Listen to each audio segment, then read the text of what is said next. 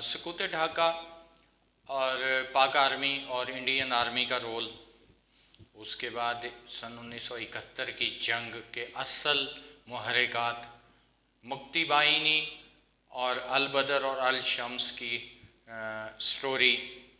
इस हवाले से आज के व्लॉग की मैंने ज़रूरत समझी कि इसको बनाया जाए, क्योंकि नई जनरेशन को बहुत सारे मामलात और बहुत सारे हक़ाइक़ उनसे छुपाए गए हैं, और जिसकी वजह से आज फिर हमारे मुल्क के अंदर वही सन 1971 जैसा माहौल पैदा करने की साजिश हो रही है, जहाँ पर आज भी पाक आर्मी को तनकीद का निशाना बनाया जा रहा है, और जहाँ पर फिर वही सियासी रस्सा कशी जारी है जो कि उस टाइम हुई। अब ये भी एक अहम बात है कि उस टाइम क्या जुल्फ़िकार अली भुट्टो साहब जो है वो हक़ पर थे, या मुजीबुर रहमान साहब, शेख मुजीबुर रहमान साहब हक़ पर थे। तो इस हवाले से बात होगी, और इस हवाले से हम जो है कुछ सवालात भी सामने रखेंगे। तो अब चलते हैं प्रोग्राम की तरफ। तो मैं आपसे ये गुजारिश करूँगा कि इस प्रोग्राम को मुकम्मल देखिएगा। बहुत सारे ऐसे हक़ाइक़ हैं जो कि न्यू जनरेशन से छुपाए गए हैं, या उनको मस्क करके जो है वो सामने पेश किया गया है। तो इस पर चलते हैं। अस्सलामु अलैकुम वरहमतुल्लाहि वबरकातुहू। जैसा कि आपको पता है कि हम हर इतवार को हम तो सवाल पूछेंगे के साथ एक प्रोग्राम में आप के साथ होते हैं। तो इस प्रोग्राम का जो मकसद है वो हमारी कौम को उन मसाइल और उन हालात और वाक़यात के तनाज़ुर में असल हक़ाइक़ हमारी कौम तक पहुँचाने के, जिसकी वजह से हमारे मुल्क के अंदर इंतशार पैदा किया जा रहा है, और फिर सन 1971 जैसे हालात पैदा करने की साजिश हो रही है। तो सन 1965 की जो जंग, पाक भारत जंग हुई, उसमें भारत को जितनी ज़िल्लत का सामना करना पड़ा उसके वहमो गुमान में भी वो नहीं था। तो तब से उन्होंने एक तहिया किया कि हम पाकिस्तान से इसका बदला लेंगे। तो इस तरह वो मुख्तलिफ़ साजिशें और मुख्तलिफ़ तरीक़ों से तैयारियां करते रहे। तो बांग्लादेश की आवाम को जो है उन्होंने वहाँ कुछ आज़ादी की तहरीकों को हवा दी, वहाँ पर पैसा और वहाँ पर बहुत सारी और मराहत दी और ट्रेनिंग दी गई। वहाँ मुक्ति बाहिनी नामी एक तंजीम बनाई गई, दहशतगर्द तंजीम बनाई गई, और उनको अंदरूनी खाता इंडिया के कैंप्स के अंदर बाकायदा ट्रेनिंग दी जाती थी। बांग्लादेश पाकिस्तान का हिस्सा होने के बाद इसकी कोई सरहद, ज़मीनी सरहद पाकिस्तान से नहीं मिलती थी। ये एक समंदरी रास्ते से पाकिस्तान के साथ जुड़ा हुआ था, जिसकी वजह से पाक फ़ौज को वहाँ तक रसद पहुँचाना, असला पहुँचाना, सोल्जर्स को खुराक मुहैया करना एक बहुत बड़ा चैलेंज था। सदर यहिया खान साहब के दौर में जो इलेक्शन हुए, उस इलेक्शन के तनाज़ुर में अगर देखा जाए तो शेख मुजीबुर रहमान की अक्सरियत थी, लेकिन जुल्फ़िकार अली भुट्टो साहब ने उनकी अक्सरियत को तस्लीम ना किया। उनकी इस चीज़ से कि उधर तुम इधर हम का नारा लगाया। अब पीपल्स पार्टी से एक सवाल है हमारा कि अगर वो कहते हैं, जैसे अभी सुप्रीम कोर्ट में फ़ैसला हुआ, हम उसको अप्रिशिएट करते हैं कि चलें, सुप्रीम कोर्ट को ये ख़्याल आया कि एक वक्त के वज़ीर आज़म और उनका जो ट्रायल हुआ उसमें कुछ खामियां थीं, लेकिन ये चीज़ तो अपनी जगह पर है। पीपल्स पार्टी से ये सवाल है कि क्या अगर वो कहते हैं कि जुल्फ़िकार अली भुट्टो साहब जो हैं वो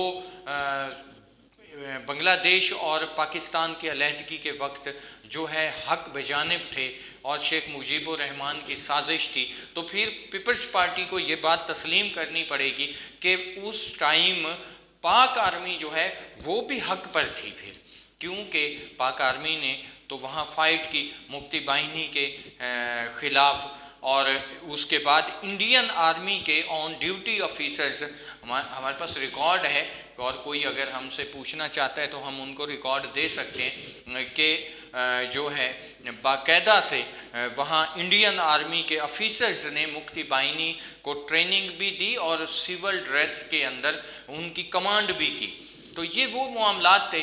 और जब जो मुसलमानों ने, जो बंगाली मुसलमान हैं, उन्होंने जिस टाइम पाकिस्तान और बड़े सगीर पाको हिंद की तकसीम हुई, पाकिस्तान के हक़ में वोट दिए और इससे पहले भी उनकी अक्सरियत ने वोट दिए, जिसकी वजह से उन्होंने क़ायद आज़म मोहम्मद अली जिन्ना रहमतुल्लाह ताला अलैह से अपना वादा जो किया उसे वफ़ा किया, उनके शाना बशाना साथ खड़े हुए। तो उसको देखते उस तनाज़र में अगर उनकी अक्सरियत बनती थी शेख मुजीबुर रहमान साहब की, तो जुल्फ़िकार अली भुट्टो मरहूम को चाहिए था कि वो उनको वज़ीर आज़म तस्लीम करते, लेकिन नहीं, इधर हम उधर तुम का नारा लगाया गया। उसके बाद जिस टाइम वहाँ पर जंग स्टार्ट हुई, उस जंग के अंदर क्योंकि इंडिया और बांग्लादेश की ज़मीनी सरहदें मिलती हैं, लेकिन पाकिस्तान और बांग्लादेश का सिर्फ समंदरी रास्ता है। मैं उन लोगों से एक सवाल करूंगा जो कहते हैं कि पाकिस्तान को, पाक फ़ौज को वहाँ बड़ी ज़िल्लत हुई, पाक फ़ौज 90,000 कैदी बन गए। तो भाई कैसे बने? आप उन हकाइक को भी तो देखो, कैसे कि रसद नहीं पहुंच रही, समुद्री रास्ता है, ज़मीनी रास्ता आपके पास नहीं है। एक मुल्क सन 1965 की एक जंग लड़के खड़ा है, 4 गुना अपने से बड़े दुश्मन को हरा के खड़ा हुआ है। फिर उसके बाद एक साजिशों का टोला है, तमाम इस्लामी ममलकत के दुश्मन जो कुफार ममालिक हैं वो और इंडिया को सपोर्ट कर रहे हैं। मुक्ति बाहिनी जैसी एक दहशतगर्द तंजीम बना दी गई। उस टाइम वहाँ के कॉलेज के कुछ तलबा ने जो है पाकिस्तान की मोहब्बत के अंदर वहाँ पर अल बदर की बुनियाद रखी। एक अल बदर नामी एक तंजीम बनी जो बांग्लादेश के उन कॉलेज के तलबा की थी, और अल शम्स नामी एक तंजीम बनी जो खुद वहाँ के मुहिब वतन जो तलबा थे, उन्होंने जाके बाकायदा से मिलिट्री कैंप्स, पाक आर्मी मिलिट्री कैंप्स में रिक्वेस्ट की कि जी हम पाकिस्तान के साथ हैं और हम मुक्ति बाहिनी के अगेंस्ट जो है आपका साथ देंगे, जिसकी वजह से पाक आर्मी को वहाँ पर बहुत फतूहात भी हुई। लेकिन जो मामलात हुए, उन मामलात के तनाज़र में अगर देखा जाए तो वहाँ पाक आर्मी की हार नहीं है। पाक आर्मी का जो रोल प्ले हुआ, जो हकाइक हैं, जिस तरह से उनको वहाँ पर मिसगाइड किया गया, जिस तरह से उनका राब्ता, मवासलाती राब्ता जो है वो ना होने के बराबर था, जिस तरह उनको रसद वहाँ नहीं पहुँच रही थी, उनको असला नहीं पहुँच रहा था। फिर वहाँ के जो बांग्लादेश के रास्ते हैं, जंगलात हैं, उनसे पाक आर्मी के जवान जो हैं वो नावाकिफ़ थे, और वहाँ की आवाम के अब इंडियन और मुक्ति बाहिनी के लोगों ने, इंडियन आर्मी के लोगों ने बाकायदा से पाक आर्मी की यूनिफॉर्म्स पहनकर वहाँ मुक्ति बाहिनी के साथ उनके लोगों को मिला के बाकायदा वहाँ पर जब बांग्लादेश के अंदर जुल्म और सितम का बाजार गरम किया, वहाँ मुसलमानों को शहीद किया, जो कुछ वो सारा पाक आर्मी के खाते में आया। लेकिन वहाँ इंडियन आर्मी ये कर रही थी, जिसको देखते हुए जब जनरल टिक्का खान साहब ने बाकायदा से ऐलान कर दिया हथियार डालने का, जब एक जनरल करता है, और कब करता है? जब जमहूरी निज़ाम ऐसा होता है कि जमहूरियत के दावेदार, जब मिलिट्री अंडर होती है जमहूरियत के उन दावेदारों के, उन वज़रा के और उन वज़ीर आज़म, उस प्राइम मिनिस्टर और उस प्रेसिडेंट के जो जमहूरियत के और आइन के थ्रू बने हुए होते हैं, जब वहाँ से हुआ। आपके सामने एक सियाचिन का भी वाक़या है कि जब सियाचिन पर बाकायदा मुजाहिदीन और पाक आर्मी ने सियाचिन पे घेरा किया हुआ था, तो नवाज शरीफ साहब ने जाके बिल क्लिंटन के पास बैठकर बाकायदा से वहाँ पर अमेरिका के अंदर सुलह कर ली तो कितने आर्मी के जवान शहीद हो गए। तो ये जो मामला है ये सियासतदानों की उन मेहरबानियों का नतीजा है कि जिसकी वजह से पाक आर्मी को हमेशा तनकीद का निशाना बनाया जाता है। मैं आज तमाम सियासी पार्टियों के कारकुनान से मैं एक बात आपके सामने रखना चाहता हूँ कि आप इस बात को क्यों नहीं समझ रहे कि अगर पाक आर्मी के अगेंस्ट आप जाएंगे तो यही तो हमारे घरों की मुहाफ़िज़ है, यही तो हमारी इज़्ज़तों की मुहाफ़िज़ है, यही तो बॉर्डर पर खड़े हो। तो क्या खुदा न खास्ता आप 71 जैसे मामलात फिर पाकिस्तान में चाहते हैं कि ना हमारी इज़्ज़तें महफूज हों, ना हमारे घर महफूज हों? तो ये मामलात जो हैं उन लोगों के अभी भी वही लोग हैं जो इक़्तिदार में आने के लिए हर वो सिस्टम करने के लिए तैयार हैं जिससे मुल्क को और मुल्क की कौम को नुकसान पहुँचे। मुल्क मिटता है तो मिट जाए, उनकी सोच ये है, वो ये चाहते हैं कि हमारी कुर्सियाँ बची रहें, हम बैठे रहें। तो उनकी जायदादें अक्सर की बाहर या इस तरह के जो मामलात हैं, लेकिन आर्मी का जवान तो बाहर नहीं जाता। अगर आप किसी जनरल और कर्नल्स की बातें करते हैं जी, उसके जजीरे और उसके ये और वो, तो बहुत सारे तो आपको ऐसे मिलेंगे कि जो इस्लामाबाद DHA में रह रहे हैं या दीगर जगहों पर जिन्होंने अपने घर बनाए हुए हैं, वो अपने घरों में लाइफ जी रहे हैं, लेकिन आप या मीडिया जाके इस बात की तस्दीक नहीं करते। सुनी सुनाई बातों पर आप बहुत सारी बातें करते हैं।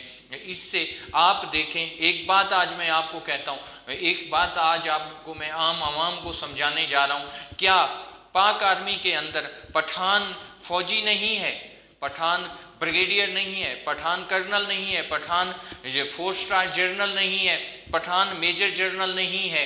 क्या वो पठान शहीद नहीं होता अपने मुल्क अपनी कौम के लिए? क्या बलोच जो है, बलोच सोल्जर वो मेजर जनरल नहीं है? आप देखें, बलोच रेजिमेंट है, सिंध रेजिमेंट है, आप आए सरहद रेजिमेंट है, आप इन चीज़ों में आए, पंजाब रेजिमेंट है। सिर्फ पंजाब की फ़ौज, पंजाबियों की फ़ौज क्यों कहते हैं आप लोग? आप हक़ाइक़ को समझे। आप उनको गालियां देते हैं, उन जवानों को गालियां देते हैं, उन शोहदा को गालियां देते हैं जिन्होंने अपनी जानें कुर्बान की हैं आपके बीवी बच्चों, माँ बाप, बहन भाई और आपके घरों को महफूज रखने के लिए। क्या आप आज फिर वही सन 1971 जैसा मुल्क का हाल करना चाह रहे हैं? आवाम ताकत होती है अपने इदारों की और आप जो है अपने इदारों को कमज़ोर करने में लगे हुए हैं। क्यों ऐसा कर रहे हैं? ऐसा नहीं करें खुदारा। हमारा मुल्क जो है एटमी कुव्वत है। हमारे मुल्क को एक पूरी साजिश के तहत उसके तमाम जितने भी असासे हैं गिरवी रख दिए गए हैं। हमारे मुल्क को सारे मामलात उसके ऐसे कर दिए गए हैं कि हम मकरूज़ कौम हैं, हमें अपने पाँव पे खड़ा होना है तो उसके लिए इदारों का साथ देना होगा, हमें इदारों को मजबूत करना होगा। अब जो मौजूदा हुकूमत है जिस भी तरह से वो बनी, उस हुकूमत को चलने का मौका दिया जाए ताकि वो कुछ अगर बेहतर करना चाहते हैं तो करें, वरना अगला जो स्टेप होगा वो इस हुकूमत के फिर अगेंस्ट ही होगा। फिर हम कोई इनको एक्सेप्ट नहीं करेंगे। तो बेहतर यही है कि वो चीज़ें देखें। आप अल-शम्स का रोल अदा करें, आप अल-बदर का रोल अदा करें, ना कि मुक्ति बाहिनी वाला रोल अदा करें। ऐसा नहीं करें। खुदारा अपने मुल्क और अपनी कौम पे रहम करें। और ये वो मामलात हैं कि पाक आर्मी के अंदर फ़ौजी जो है वो बलोच भी है, फ़ौजी पठान भी है, फ़ौजी पंजाबी भी है, फ़ौजी सिंधी भी है, फ़ौजी गिलगती भी है, फ़ौजी हज़ारेवाल भी है, फ़ौजी सराइकी भी है। सारी कौमों से जो है वो हैं और वो शहीद भी होता है इस वतन के लिए, हमारी माओ बहनों बेटियों को बचाने के लिए। आप उसको गाली जब देते हो शहीद को तो उसकी फैमिलियों के दिलों पे क्या गुजरती है? आप में से वो भाई जिनका भाई कोई आर्मी में है, कोई बैठ के खुदारा सोचिएगा कि ऐसा वक्त अगर आपका कोई भाई शहीद हुआ हो, आपको गालियां दी जाएं, आपकी फैमिली को गालियां दी जाएं, आपके दिल पर क्या गुजरेगी? और एक और बात, आखिरी बात मैं आपको बता दूं, एक सोल्जर जब जाके आर्मी ज्वाइन करता है तो वो एक ओद लेता है। उस ओद में होता है कि मैं अपनी रियासत का दिफा करूँगा, हर लिहाज से मैं अपनी रियासत के लिए कुर्बान करूँगा, हो जाऊँगा और अपनी रियासत पे आँच नहीं आने दूँगा। और वो रियासत उसके लिए माँ की तरह होती है, और वो रियासत, वो ये सोच के रियासत में और जाता है, वो सैलरी के लिए नहीं जाता, वो ये सोच के आता है कि मैंने इस मुल्क के लिए अपने आप को कुर्बान कर दिया, अगर मेरा सगा भाई, मेरा बेटा या कोई भी होगा, मैं वो एंटी ऑफ अ स्टेट होगा, मैं उसको भी नहीं छोड़ूंगा।